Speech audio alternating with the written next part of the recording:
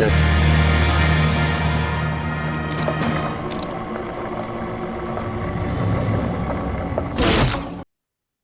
everyone, welcome to Shred the Veil. We're here with a very exciting episode. Our guest today is Mr. Dan Willis.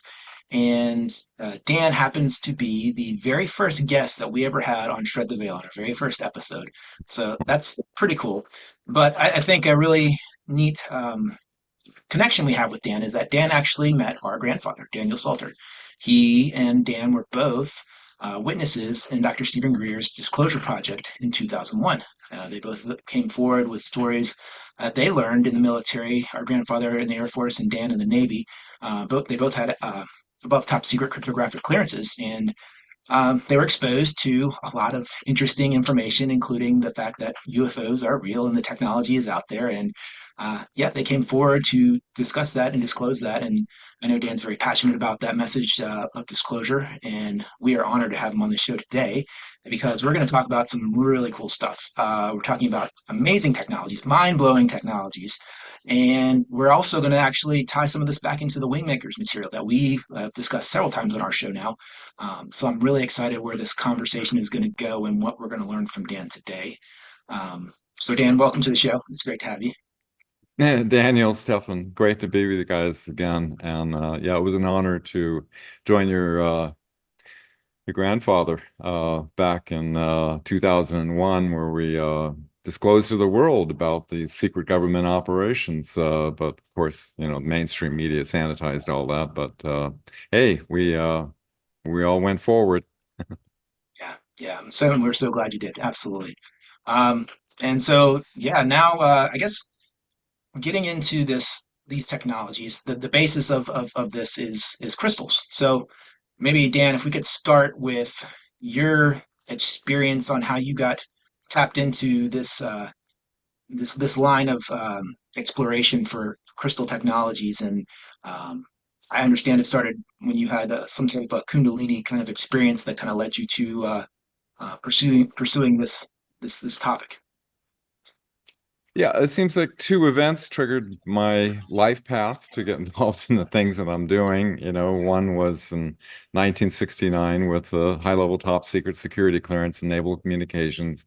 U.S. Navy ships reporting extraterrestrial craft coming out of the oceans and secret classified reports. And then in 1977, I had a very interesting experience with a being that I interact. I had a Kundalini opening experience with millions of volts going through my hands and feet, and he conveyed the geometry of the matrix in relationship to consciousness. A very interesting experience that led me to seek out what this was all about, what the meaning was, and see if there was some scientific basis for what he shared.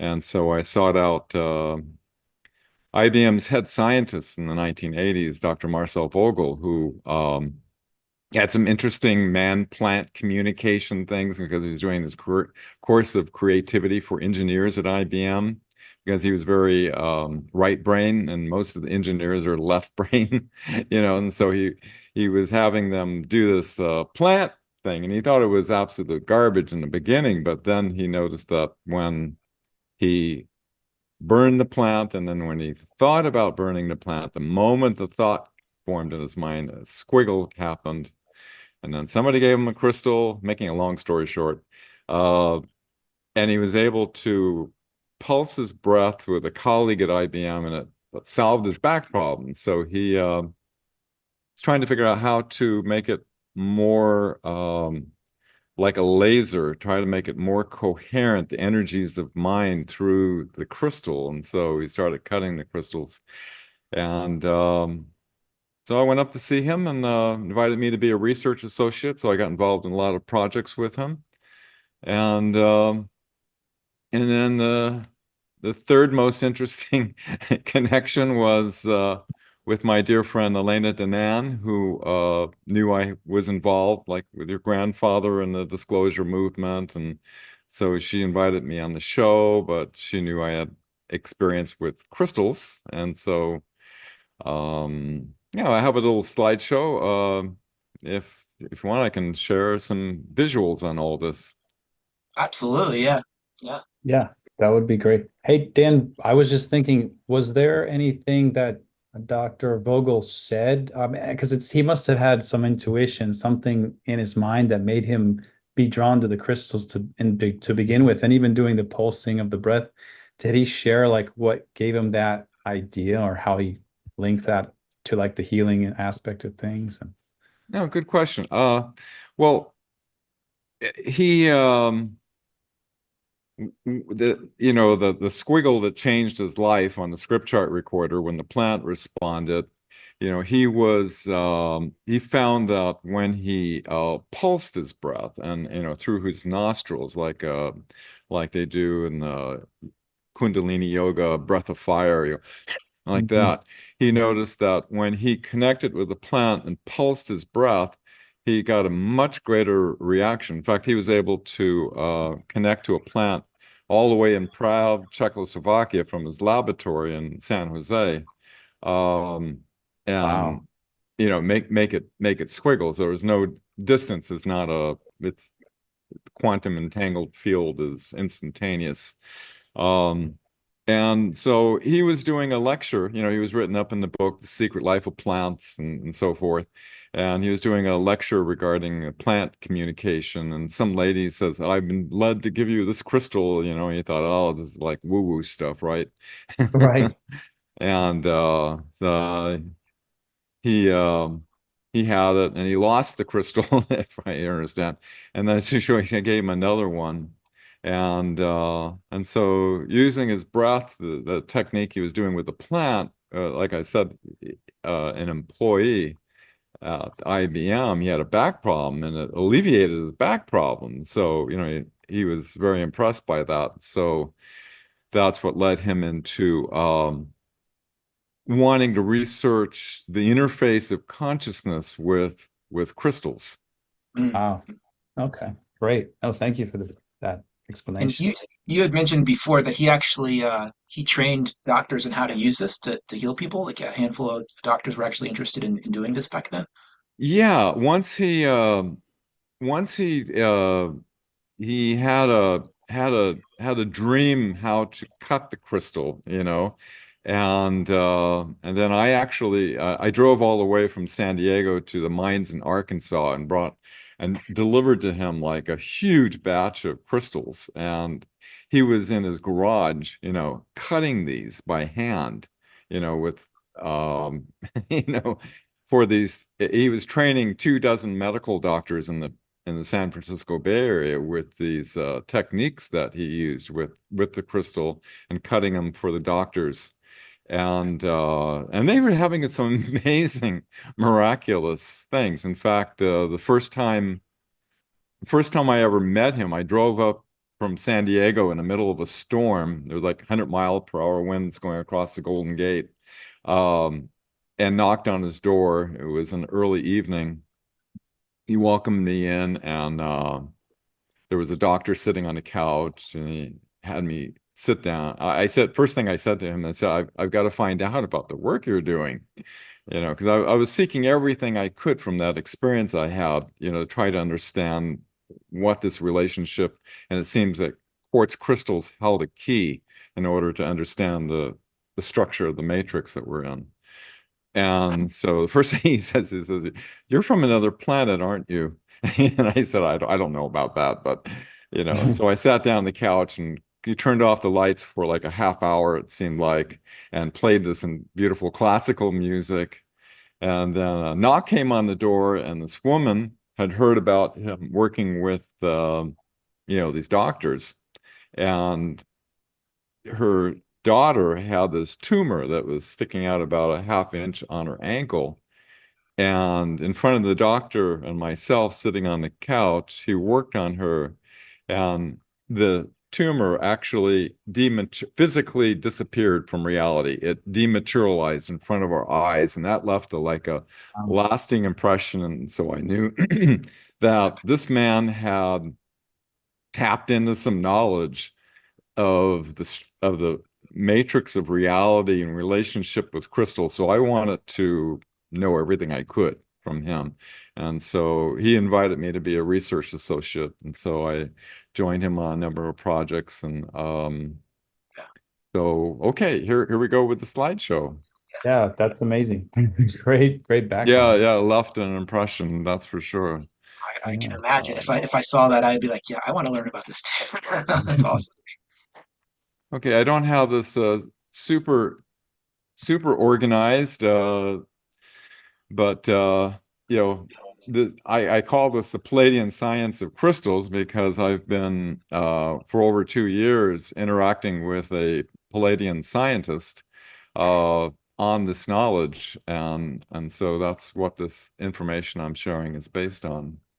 In 2022, Elena invited me on her show, and we talked about disclosure. Then we went into my work with Marcel and crystals, and this is my Photoshop attempt to simulate what I experienced. It's very close to what the being looked like, with a large head, very loving energy coming from its eyes.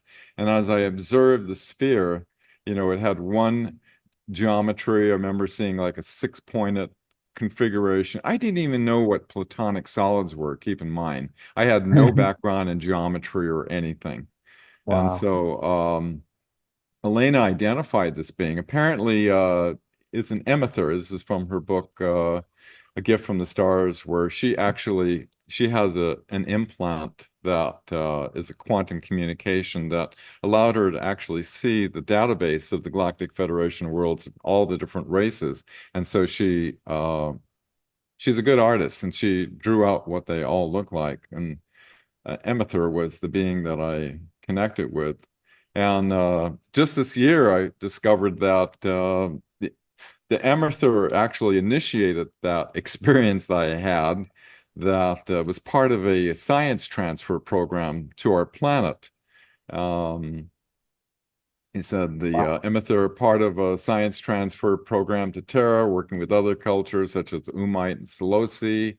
Um, he followed my development apparently, and provided me with science. That was the projection in space that he gave. Jenhan said, Jenhan Aredion is the being I've been communicating with. The science of the universe, he's prepared you as the science transfer program allows, by modeling my understanding. So when the time comes, I'll be able to understand the science and be given to pass on to the Terrans, the people on our planet. And Hey, Dan, so, just real quick, so you know, our sure. grandfather, Daniel Salter, actually the ACIO through Peter the Insider and Jessica, we've gotten other confirmations of various of experiences he had, but what they said directly was he did have a contact with the alien being, and the one that they knew for sure was an Emerther. So that's what they did say. Really? Had I contact was with going to mention that. That's another thing you guys have yeah, in common. Yeah, that's pretty cool. yeah, Really? Your Yes, yeah, grandfather had a contact with an emether? that's what yeah. they called it Oh, out in the wow. Mhm. Well, So they're supposed to be really evolved, very loving, very benevolent beings that have been working with our planet for some time. The energy coming from this being, I had like millions of volts going through my hand. Felt like they had to raise my energy up to be able to connect with him. This is Dr. wow. Marcel Vogel. He studied research for 17 years, the science of crystals. Um, this was his dream that he had, this dipyramidal form, kind of like the tree of life in the Kabbalah. Hmm. And so he first started cutting with, this is a one he cut for me as a gift for helping him. Um, and so here you can see in his garage, you're looking at all the crystals. He was very happy with the crystals. And here he's got some blanks that he's cutting for the medical doctors in San Francisco. Now, he started out with the four-sided, and then he thought, well, I'm going to try the six-side, eight-side, 12, 16, and so forth. He f- he was thinking that his concept was that it's like a laser, and that the two ends are like like in a laser, you have a ruby crystal in the middle and it oscillates in phase. So it has this multiplication of the power, to be able to cut through steel. You have 100% reflection on one side, 99%, and that 1% so powerful. So we felt that, having more sides would increase the vortex spin. Mm. But he didn't know something that he would have loved to have known, and I wish he was still alive today, that when you respect the natural structure of the crystal, which grows in a hexagonal form, when you cut it in perfect alignment with it, it has a special effect. Now, these are simulated images of what Thor Hanaredian, who is Elena's contact, he's a high commander in the Galactic Federation of Worlds. His younger brother, at the time that I communicate with him, was going to a university in the Pleiades, learning how to terraform planets, or what they call a star maker. The Mm. symbol on his uniform there, it represents a star maker. Um, and so Elena says, well, we could ask him some questions. So I was thrilled as can be. I was like, oh, wow. Here's a Pleiadian scientist that terraforms planets. So obviously he has a full understanding of the geometry of the matrix and everything. And so they're like thousands of years ahead of ours. So the first communication exchanges started in April 2022 and are going on as of today. I've just sent up the new questions to him, 8 more questions. So we've got like 200, and I lost count, 200 and some pages of question and answer, which I put up on marcelvogel.org.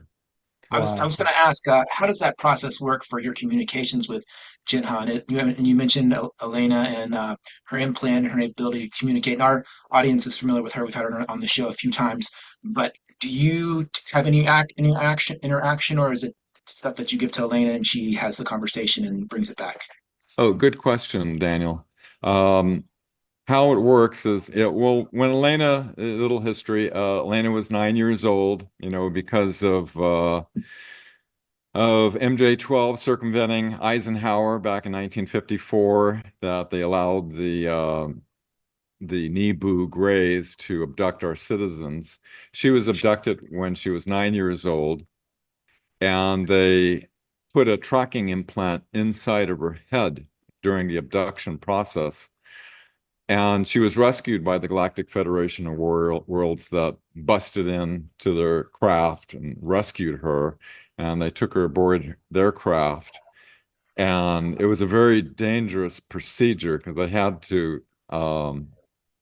they couldn't remove it because it would threaten her life. But what they were able to do was to change the channel frequency on it to make it like they don't use electromagnetics like we do for communication. They use quantum entanglement for communication. So they were able to change the channel to a military secured channel of the Galactic Federation of Worlds. And so she has this implant that is a direct connection to Thor Hanaredion. And so how this works is what she sees and hears and experiences, Thorhan can see and hear and experience in totality. And what Thorhan sees and hears, she can see and hear. And how there's like if there's like an emotional thing or something, and she can trigger it, and he can trigger it sometimes where they have the connection. And so as initially I was going through Thorhan and kind of relaying between Thorhan and his younger brother, but since then they've retuned her implant to be able to connect to Jenhan. Mm. And so what happens is I will write up a question, right, and send it to her, email it to her. Um, she will see the questions and things and interact with Jenhan. Jenhan will respond. She will type out the answers to me, question answer kind of format. Wow. And they have what's called the prime directive, where they can't, they can't interfere with our evolution because of the prime directive, but they can answer my questions, right? And I'm good with that, you know. So I can ask a lot of questions. So it's kind of like it's kind of funny because I have to ask all these questions in order to get down to the core of an understanding rather than him just Right. telling me, you know, what it is, right? Right. And so that's how the exchange happens. Wow. Okay. Very cool. Okay. Okay, back to the show here.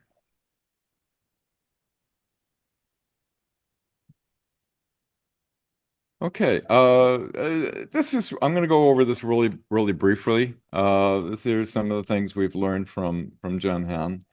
Well, he could scan me and he could see my past lives, and we were talking about something. And he said, "Well, you don't want another Atlantis now, do you?"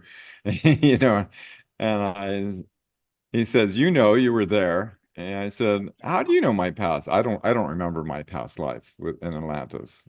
He says, "You have the ability to see my past lives and know what I did." He says, "Yes, I do. I have these instruments." And he revealed I was a scientist in Atlantis that worked with large crystals in the capital city of Atla. And one of my specialties was medical holographic science, which, you know, is probably one of the reasons I'm really thrilled about, you know, the med bed technologies coming out. Um, okay. Hmm. This goes into this is more recent information about the structure of the matrix. It's basically the flower of life principle is very that pattern, as simple as it is, just a bunch of circles, right? But within that structure of the flower of life pattern is actually the structure of the holographic structure of the matrix that it's made up of an infinite number of these dimensional spheres, like the Amethyr shared with me. We're in one of these bubbles, right? And each one has a varying number of densities, and that they are all in this framework that is like the flower of life, but it's in a structure that he calls the void. The void doesn't have any, it's void of everything. In other words, these bubbles are in this structure, and the void connects to everything. Like say in the bubble that we're in, there's 12 densities. Not all the bubbles have the same amount of densities. The one that we're in has 12 densities, where the 13th in the middle is, or I shouldn't say the middle, because source is connected to everything. There isn't any separation in source. But the higher densities form the lower densities. The lower do not affect or form the higher density. That's an important principle. And that's what the Amethyr shared with me back in 1977, which was really interesting. Um, Now, Elena That went, oh, go ahead. so all those different densities, the 12 densities or however many it happen to be, that is just one of like those bubbles, one of those multi universes. Then they're like other dimensions, right? Other universal dimensions. Densities are like harmonics. They're like on a scale of frequencies that are like octaves on a musical scale.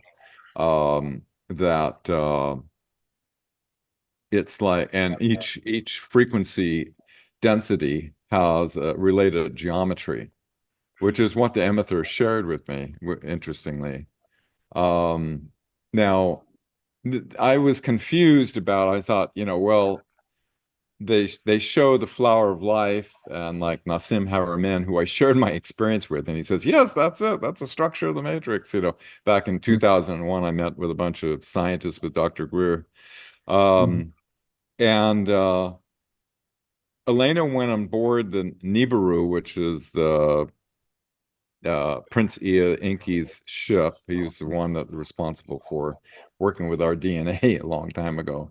And she was shown what source looks like. And I thought it was this perfect geometrical thing, but apparently these bubbles And Elena did this graphic, and it's just like this is a simulation of kind of close to what she saw, that they're all kind of wobbling, and all these different dimensional uh, spheres are in this structure, but because the void is in nonlinear space, it's not like perfect. It's not like it's just like you see in nature. You see golden mean geometries in nature and forming, but they're all like approximations of Right. you rarely see the exact golden mean ratio and everything. It's like you have this nonlinearity in this but the fundamental blueprint is within the tree of life. So it took me a while to understand this. Um, Also, real quick, our grandfather mentions the void in his book, but he mentions it as the Native Americans would say the void, as beyond this dimension at least. But I think oh, it's a really? neat similarity. Yeah. He knew a To, to, lot, didn't he? yeah. Yeah. It's very Well, interesting. the void can be connected to through the crystal, which is kind of interesting. I'll Mm. go into that. Uh, Okay, the tetrahedral. Now, when you look at the flower of life, you can see it's basically made up of tetrahedral structure, like Nassim laid out. It's like the basic. It's a basic form that to build worlds and life forms. It's the secret of the universe. Quartz crystals says the purest material in the universe, based on the core fractal formula as water. Both are interdimensional bridges. Um, So it's like there is this structure that's in the quartz that is fundamental to everything. And it's a bridge because it exists physically. A crystal exists in all densities at the same time. It's physically manifested, which Wow. is a key to understand. And Mm. this is something Marcel would say, is that our thoughts are geometric. And sure enough, when we project thoughts, we think they have geometries to them that are made up of this tetrahedral holographic projection that we project as we think. And breath, he confirmed what Marcel discovered, that he said with short, precise surgical breaths are long better than a long one. And long one, the intensity gets absorbed by the ether. He recommends short, quick breath, precise surgical, like a needle to penetrate matter. Like like that too. When you couple it with your consciousness at the same time and sync with it, it projects the geometry of your thought. And this was measured by Marcel. Hmm. And love. Now, the higher you go in density, the closer to source you are.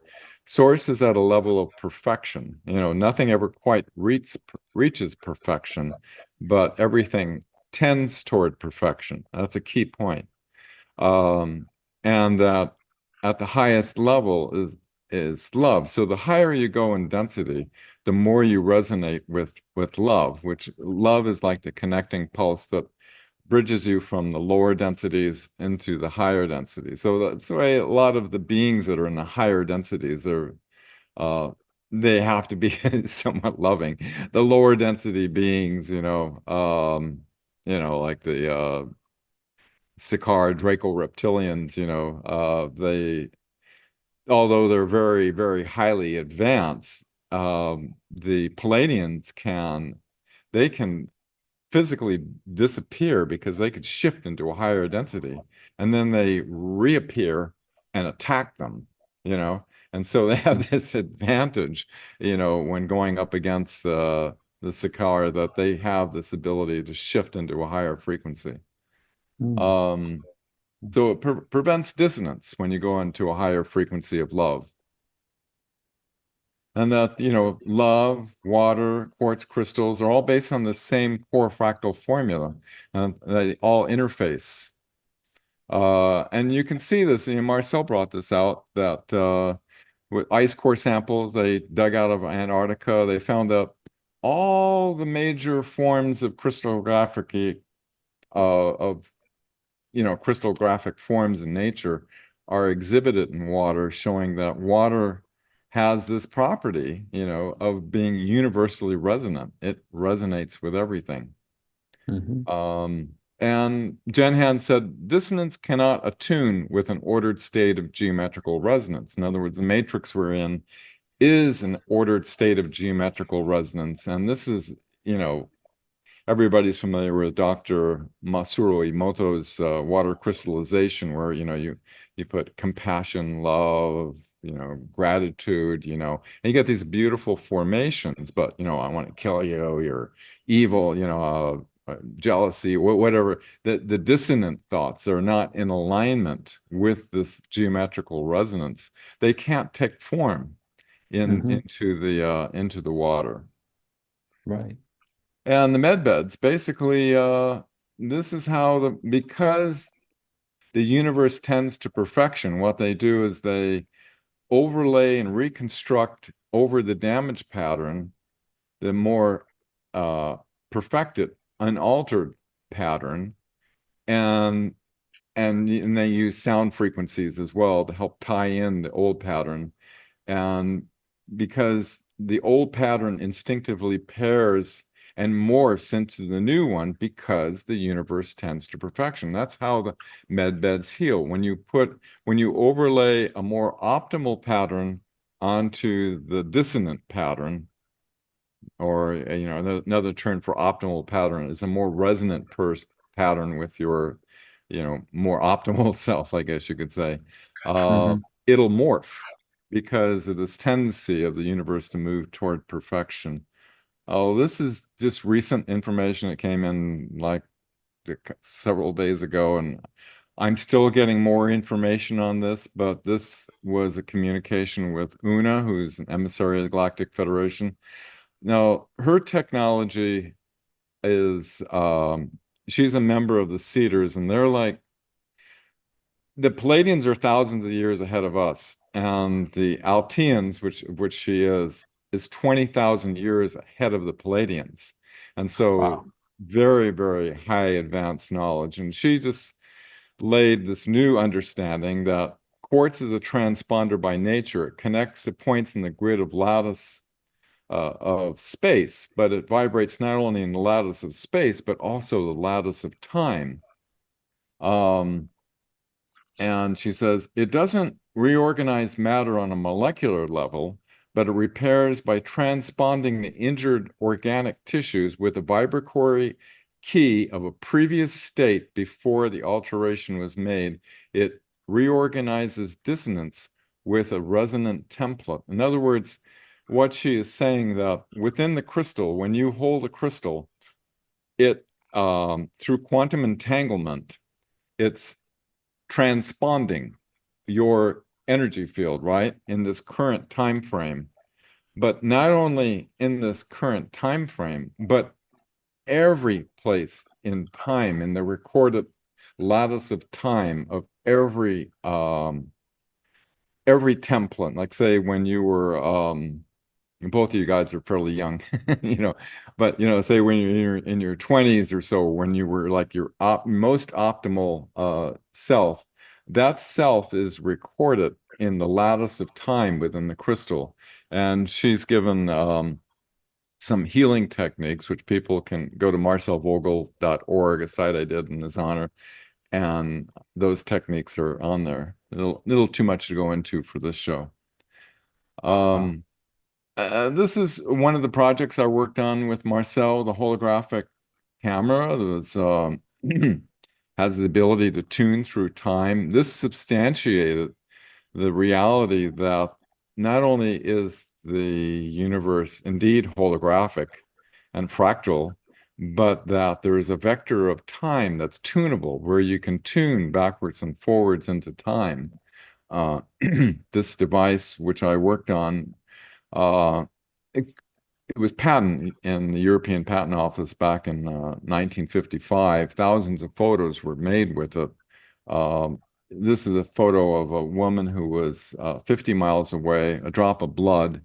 basically the drop of blood or a fingernail or whatever has her DNA, which has the signature. And then within any part of you, as all the people who practice voodoo know, has the holographic whole of you. And so they were able to tune into the fetus. She was pregnant, and they were able to move through time the different levels of of progression of the fetus within her. And this it had sound oscillators, and it oscillated up from three different axes. It had reflectors and polarized lenses that would reflect the energy of this holographic projection that was created up here and captured on a photographic plate, which is what you can see here. My job, since I worked for many years with the Navy and electronics and engineering, was to be able to capture this holographic on a real-time display using 1980s technology at the time, instead of having to go through the cumbersome, having to develop the photographic plate every time you wanted to see something. So that was my project working with Marcel. Are those Uh, cameras still around, or models of or prototypes of those cameras? Do you know of any in existence right now? Say again, Daniel? The cameras are they is that where did that technology go? Is that still around? People have those. I have the detailed schematics and the French patent and all the information and as much detail as possible. Somebody could recreate this if they wanted to. The camera disappeared. I don't know who's got the camera, but I have all the details on marcelvogel.org. And maybe that's the reason I put up the website, was to do a brain dump on all this stuff, and honor the legacy of my friend Marcel and people who want to expand upon the science that he pioneered at. And now with this connection with this Pleiadian scientist, I'm I'm taking what he started and expanding it further. Um, it's quite an honor and privilege to be able to do that. It's Uh, fascinating. okay, here we go. More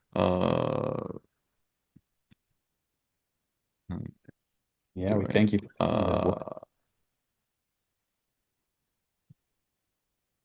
okay. It's interesting. We were having a conversation originally, and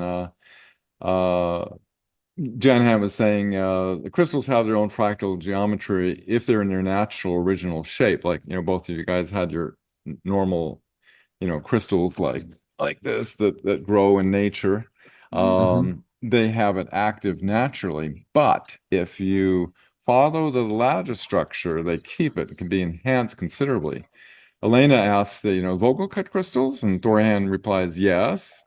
And I ask, are Vogel cut crystals significantly more powerful than a natural single point for this work? And Jen says, oh, yes, they are.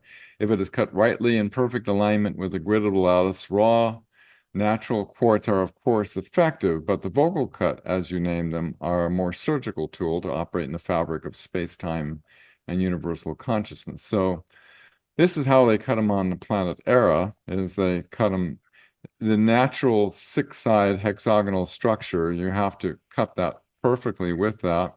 And he's given even more exacting angles of 60 degrees and 51.843, but it can be 52 degrees or thereabouts, and it would still be effective with a small crystal. This is the exact angle of the Great Pyramid in Egypt, by the way. Yeah, great. Um, I was going to ask you that. Yeah, And I asked, why the 51.843 degree angle? He says this angle acts as or he calls it a ratio, acts as a transponder, as dynamic geometry. Some shapes, just because of their proportions, naturally affect the holographic structure of the matrix. We use a specific ratio to build our pyramid generators because the geometrical structure of the central crystal in a generator, talking about the Vril generators, will interface with the pyramidal ratio of the building and the machine harvesting energy. The most accurate is 51.843. The ratio of this dimensions is the pyramid the most exact is it corresponds to a universal value, which is light. Geometry generates frequencies. I told you, remember, quartz, light, love, water have the same frequency. A small crystal functions with a 52-degree angle. And now, why the 60-degree angle? And it says because it's the center angle must be in resonance with the geometry of the holographic matrix that's the receiver. And if you look at the matrix, the structure of it is based on tetrahedrons. And Mhm. if you look at every angle in the tetrahedron, it's 60 degrees. So it's this resonance that is coupling to this matrix that's causing the transformations to occur. Interesting, the Egyptian obelisks are set at 60 degrees. Jen Han said the ratio of the hexagonal, pentagonal, multi-layered blueprint applied to a living organism will produce cellular evolution. Humans, plants, stars, and so on. The ratio is the key to life and represent it in the blueprint you know as the flower of life. Those who understand the secret geometry of the flower of life can create universes and life forms to populate them. And here I've laid out, you can see the hexagonal, the pentagonal. You can see the 51.843-degree angle and the 60-degree angle. All of these are in the simple pattern that's just a bunch of circles that Yeah. form the flower of life. And you look at So our D. Oh, go it ahead. would, I was going to say that image makes sense why the six-sided hexagonal is the most, powerful, the most efficient, as they were explaining, because it fits perfectly in the center of the flower of life, how that looks. So that makes sense. Indeed, it's the structure of the matrix. And our DNA is made up of these pentagonal, hexagonal geometries, which interesting calls form this double helix form. Now, these are correlations I put together there's a dual torsion field that looks like a DNA field that comes together that are going in opposite directions that converge to create what's called the eye of the crystal. The 51.843, you can see that like in the Great Pyramid, you have these golden mean. And if you look at the golden mean ratio, of course, it goes into infinity, right? Of Mhm. of of of mathematics.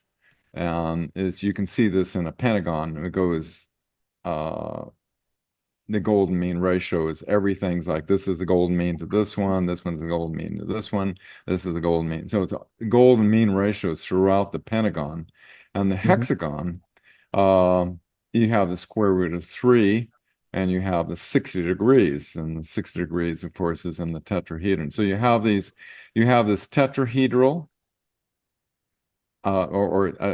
correct, this hexagonal and this pentagonal which is kind of like this is the receptive end and this is the active end. This is the receiver, this is the sender. This is like the female, you could say, and this is the male. So you have these opposites, Mhm. and they create the eye of the crystal. Now, I I don't know if it was my memory from a past life or whatever, but I happened to ask the right question, and yeah, I happened to ask a question that was forbidden by Ah. the Prime Directive. And the question was basically, I said, between the charge triads within the crystal, does this of the opposites, does this create a dimensional portal into all dimensions and densities? And Thorhan, he couldn't answer the question, but Thorhan jumped in and said it was a delay, and after a while, Thorhan came back and says that Dan's allowed to have this information, and so he was able to get special authorization from the Galactic Federation to share this information. Um, and so Jen Han, after we got permission, he said it works by finding the phase conjugation node within inside the crystal. by projecting inwards the geometrical shapes of the two opposite points, like a mirror. There is the vortex singularity of the crystal. Focus your thought and energy just there, and you may project your consciousness to anywhere you wish in this universe and other universes, to other densities, other dimensions. Anything is accessible in space, dimension, and time. This is great power, Elena. It is very important information. I am honored to be allowed to share this with you. Elena's, relaying this to me. Mhm. So Wow. this is a animation. Seth, Zach, Elena's sister, helped me with this, kind of showing how how these dual torsion fields come together and converge for the eye of the crystal. Um, Jenhan said the two dynamics counter-rotate, as you saw, and meet at the vortex singularity. Because of this counter-rotating dynamics, the vortex is opened by phase conjugation of the two frequencies. In other words, you have um, the pentagonal frequency mixing with the hexagonal coming together, and the different angles, the 60-degree angle and the 51.84, the angle of the pyramid creates a vortex that's of a different spin, a different frequency. So if you understand that, the two dynamics rotate. The vortex is opened by phase conjugation of the two frequencies at the same frequency rate. Like say if they were both 52 or both 60, the dynamics cancel. You need a difference in the speed rate to create a dynamic for the experience to tend forward, perfection. And since nothing in the universe ever reaches the absolute point of perfection, the universe is alive through the dynamics of evolution. In other words, it doesn't quite reach perfection, but because there is an offset there, there's a dynamic. Otherwise, it would be complete cancellation. Makes And sense. this is how they convert in their world etheric energy. Einstein was wrong. Mm. There is the ether, Right. and, and this is how they convert the ether into physical reality. The 51.843-degree angle geometry transpond the etheric energy, and the 60-degree geometry imprints it into the holographic matrix of the universe, like I showed earlier about the 60-degree interfacing with the matrix. This is the great network. This is how we implement etheric energy into physical reality. And this is how the liminal geometric point of transfluxation allows the intentions of consciousness, from our vortex that's in our pineal gland to interface with this eye of the crystal, to imprint a geometric thought pattern. I shared with, let me get some water here.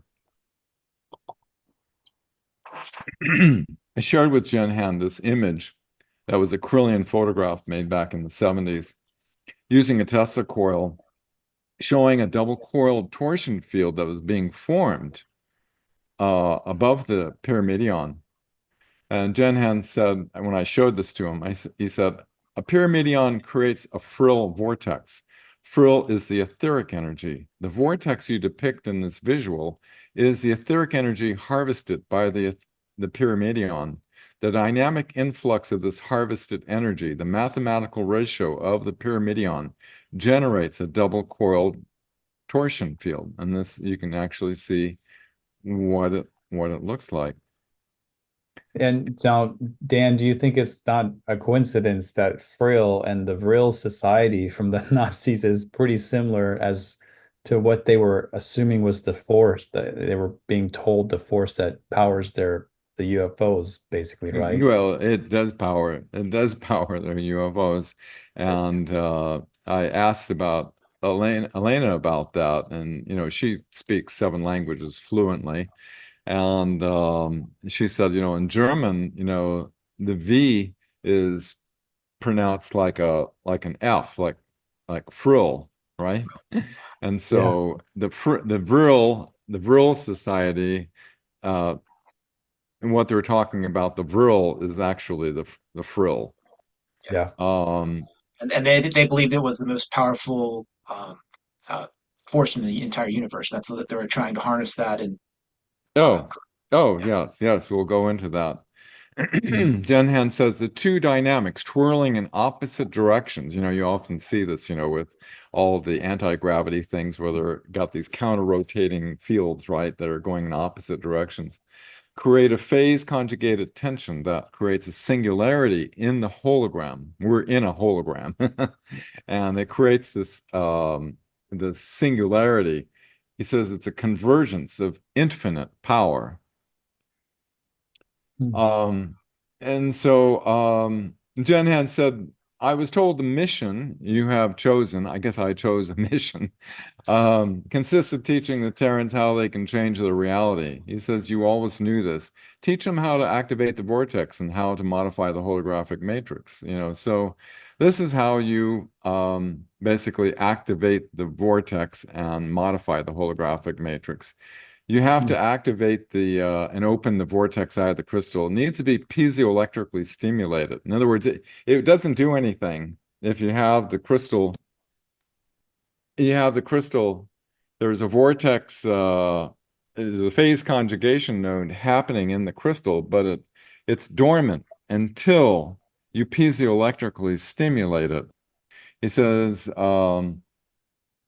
to create a dynamic reaction between the two polarities of the charge triads of the lattice structure, it creates an exponential reaction that triggers a singularity portal. I asked, about why this does it. It's because the crystal is uh, physically uh, physically manifested on every density, going all the way from the lowest density Mm. to going right to source.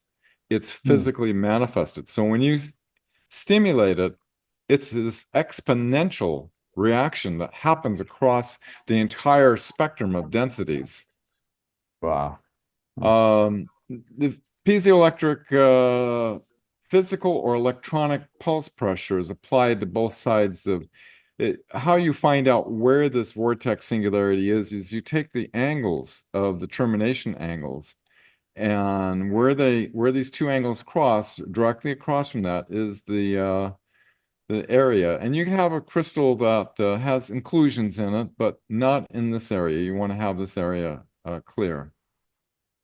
Mm. And our friends over in Dallas, Texas, who have been cutting the crystals, which I have no financial interest in all.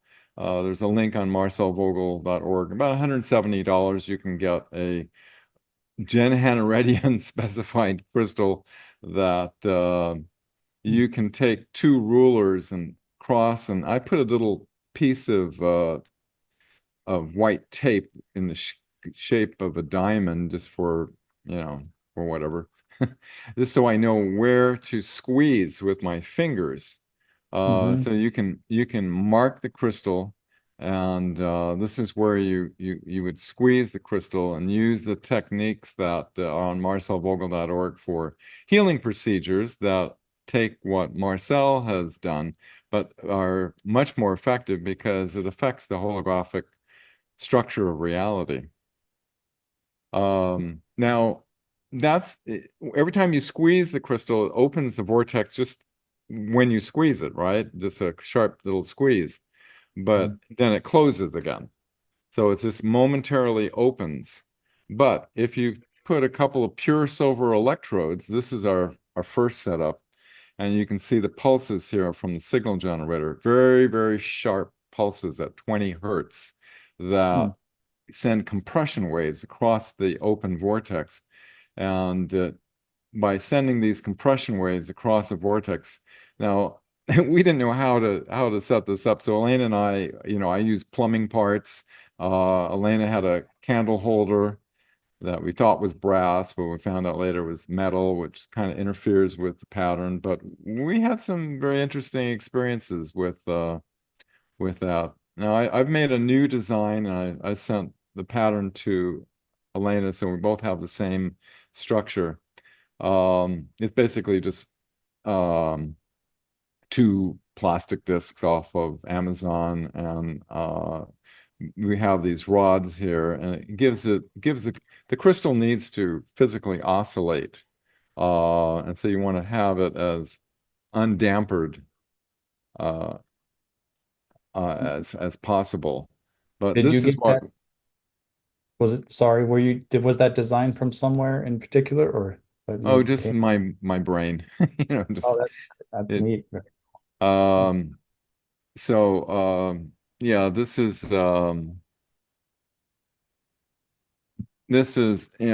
what it looks like. You can see the silver, the discs, and Mhm. it's connected to the function generator. And so it's just lightly holding the crystal between the two discs. Now, all I could find was brass rods that work, but now there's nylon, and it's better to use non-metallic. You want to keep metallic structures away as much as possible, but Mhm. brass is better than some. When you're doing this work with the crystals, you want to be um, I'm not sharing screen, sorry.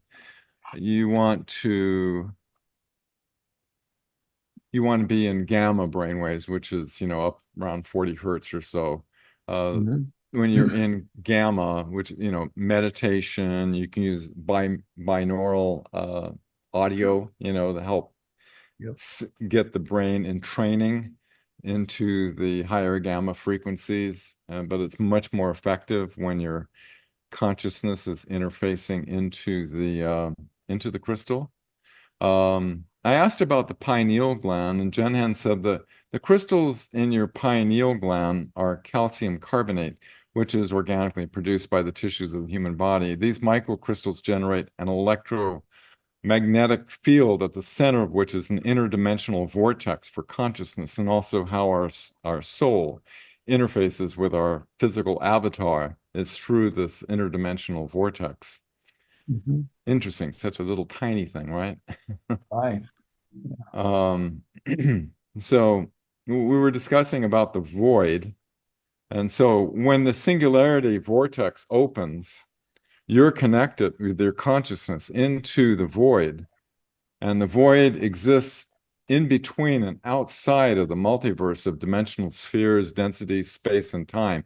There is no time or space or anything in the void, but your consciousness interfaces on it. When you imprint into it, the imprint connects to source, and it lasts forever because there is no time in the Mhm. void.